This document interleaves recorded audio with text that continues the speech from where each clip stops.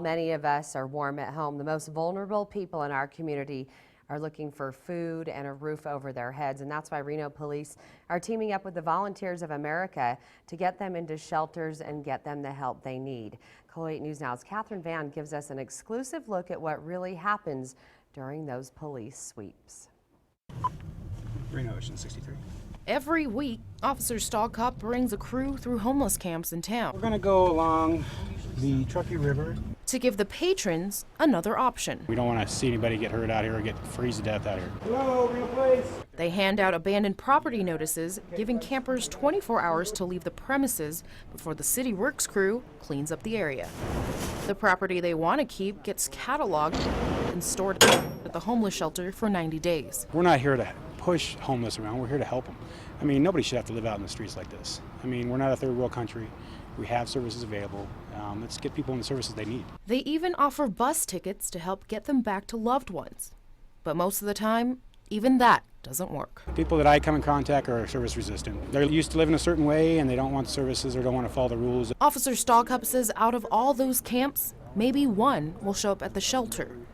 While it is illegal to camp along the river, police don't enforce it unless the campers become a nuisance. It's eye-opening. It's freezing out here. It's freezing. I can't imagine being out here all night. So it breaks my heart. It really does.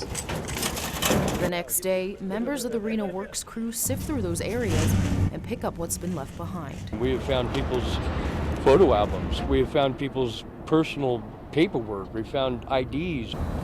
One of the biggest hazards cleanup crews find around these campsites are needles. Sometimes they fill 2 to 3 of these sharp containers per site. In the first 4 weeks alone, they cleaned up over 400 yards of trash, over 250 hypodermic needles. We're just full here. For Darren Armis, it hits especially close to home. That was me. That was me 8 months ago.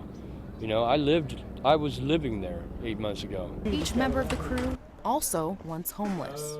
But through this 9-week program, they will come out with a job and a new place to live. They leave the river spotless, but in the next week, a new camp will assemble to restart the endless cycle.